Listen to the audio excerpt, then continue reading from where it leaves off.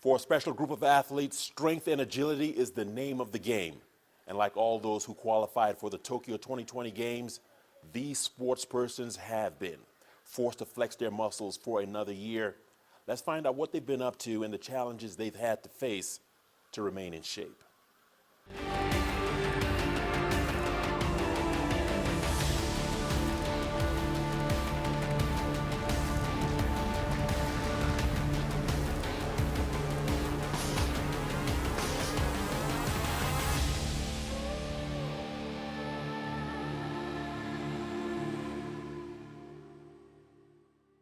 Despite being injured and forced to retire after only 2 throws at the Rio 2016 Javelin Finals, Julius Yego did enough to leave Brazil with an Olympics silver medal.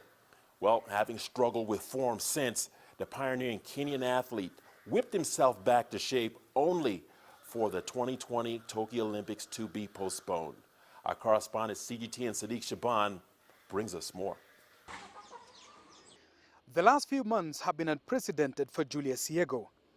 Even for a professional athlete used to the elements, he has been forced to adjust drastically to the new reality. I'm confined to my compound, just to training. And yes, when Corona came, that was in March, of course, when the first case was reported in Kenya, and then everything was closed, schools were closed, stadiums were closed. So I say maybe the best place, the safest place for me to be with my children and family is to stay home. So we left Nairobi and then we came home. So this is the place I've been.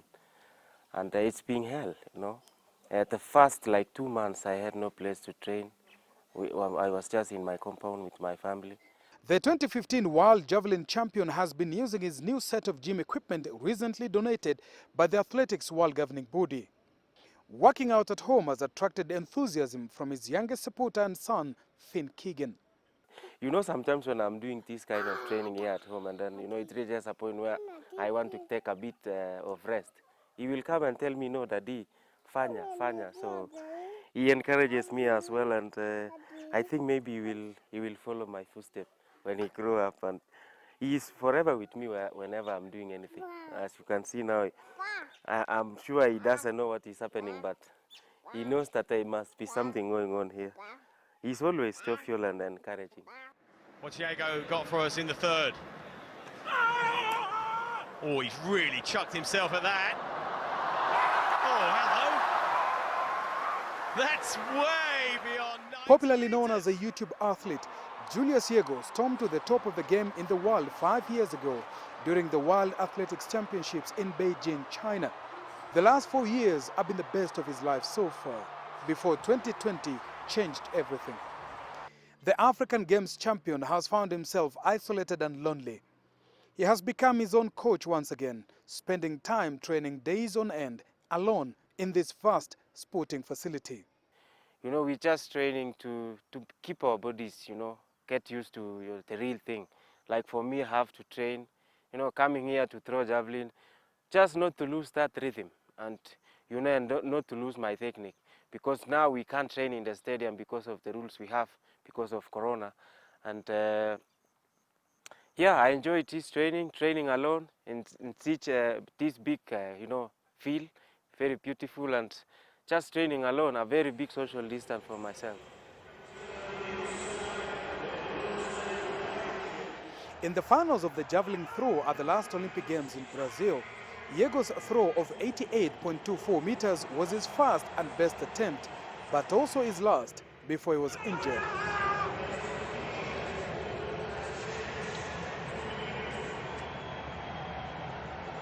He settled for silver medal behind Germany's Thomas Roller. He wanted more this year before the Olympic Games were postponed. I'm looking forward to next year, having a very good season, ending in a very high note in Olympics. So I'm just looking forward to next year. I think it will be a special year for me. I have that confidence that I will come back again stronger with big performance. Until the 2021 Olympic Games begin in Japan as rescheduled, Julius Yego will spend the next 1 year sharpening his skills and turning his focus towards history.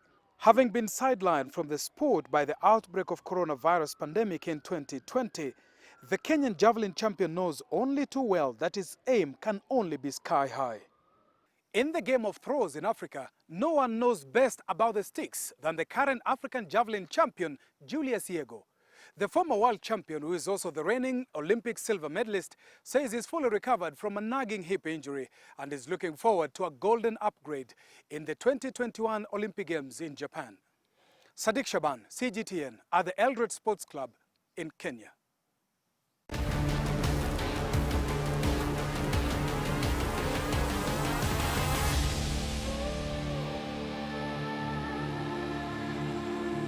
We spoke to our correspondent Sedekisha Bandhu, who joins us from the University of Champions, Iten, Kenya, to tell us his experience documenting these remarkable athletes, the unique challenges they face, and their thoughts on the postponed Tokyo 2020 Olympics. So on one hand, you have Kenyans who have qualified for Olympic Games waiting a year to compete, and those who haven't qualified for Olympic Games saying the year out of Olympic Games is sufficient time to give them enough time to qualify and improve their performance going into their rescheduled games in 2021.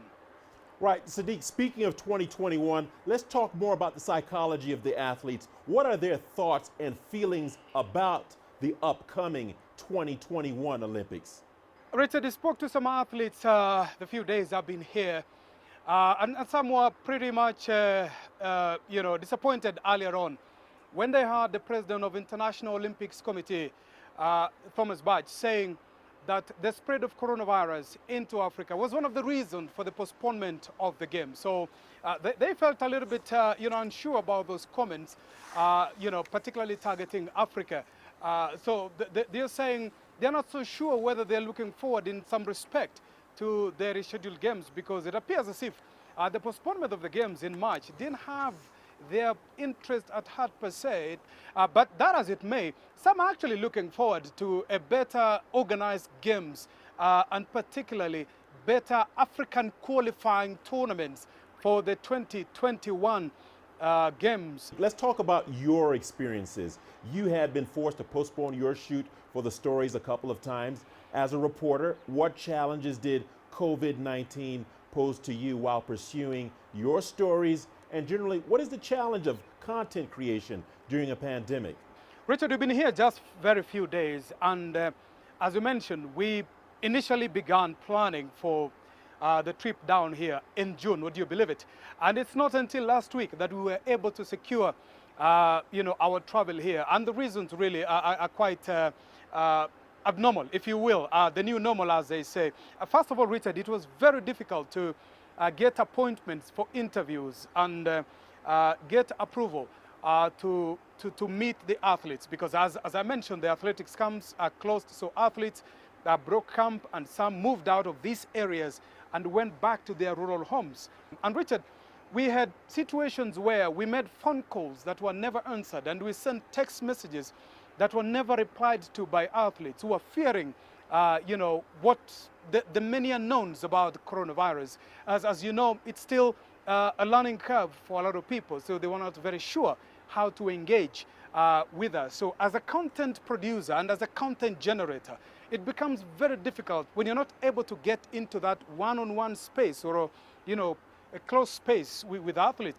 In an instance, we got a feedback from one athlete who told us, please bring your COVID-19 certificate, testing certificate, for us to be sure that you're okay. And we had to really look back at what that meant in terms of a new realities. But the opportunities that present itself also for us as professionals is to learn to cope and to do with what is presented to us at this particular time of the coronavirus pandemic. All right, Sedekisha Bandhu, excellent reporting. Thank you for that update and report. Speak to you soon.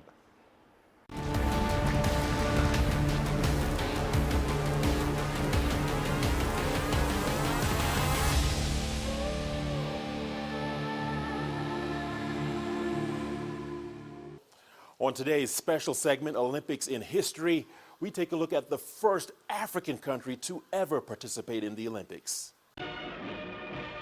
Cameroon, first time they've been represented in Olympic competition, makes their appearance here dressed in their native costumes of the Cameroons.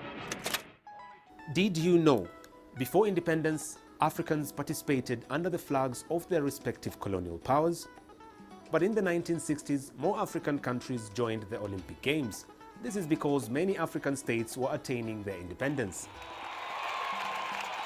It only remains for me to present to you, Mr. Prime Minister, these constitutional instruments which establish Kenya's independence. Currently, African countries have been long-time members of the modern Olympic Games. So which was the first African country in the Olympics and in which year? South Africa was the first to participate in the Olympic Games in 1908 officially. But the country was banned from the Olympics in 1964 due to apartheid. For 30 years, the country did not participate in Olympics up until 1990, when negotiations to end apartheid commenced. Since then, South Africa has continued to send many sportsmen and women into the Olympics, and in the postponed Tokyo 2020 Games, South Africa ranked the first in Africa with the majority of participants. Since the late Robert Wangila won boxing gold at the Seoul 1988 Games, no other Kenyan has scaled those heights except in athletics to bring the country Olympic glory. At the ripe age of 38, Nick Okoth still aspires to mint gold at Tokyo 2020, having secured a return to the Olympics 12 years after his debut at the Beijing 2008 Games. CGTN's Dorothy Chow documents his journey. A journey to book a ticket to the Tokyo Olympics starts with hard work, determination, and pushing yourself an extra mile each day. For Nick Okoth, the journey entails pushing yourself extra. This will be his second Olympics after going to the Beijing Olympics in 2008. That time, he was eliminated early, but this time, he was eyeing a better success story. However, while coming back from the qualifying games, the news of the coronavirus struck him. When we came back from Senegal, we got to the airport and people were being screened. Christine Ogare went first and we started laughing at her. We didn't know at the time what was going on. When I got home, after about 2 days, that's when I heard that the games in Europe had been cancelled due to COVID. At the time, I kept wondering what this COVID was. I came to understand it well a few weeks back, and I thank God for letting me qualify. For a military man, however, he didn't suffer much as other boxers fully reliant on the sport. The Defense Forces have tasked the former African boxing champion with one job: to train in order to medal at the Olympics. There's one of my bosses at the military known as Carol Magori. She came to a boxing fight once and realized that boxing is not all about strength, it's a science. Anytime she sees me, she calls me a scientist. She has always been very supportive. She told me that due to this corona that I should go home and focus on my training, and that is what I've been doing ever since. A dream to match Robert Wangila's performance at the Olympic Games by winning a gold medal has been his biggest drive throughout Okoth's career. I want Wangila to rest in peace. I always pray to God to help me get the gold because we have really mentioned his name. Whenever people die, we say rest in peace. I don't think Wangila has rested in peace, and I think he is waiting for another person to take the boxing gold medal. Nick Okoth is a man on a mission, not only to represent his country at the now postponed Olympics, but also to give a good showing for his brothers in the army who are always urging him on from wherever in the world they are in. Chao Mhono, CGTN.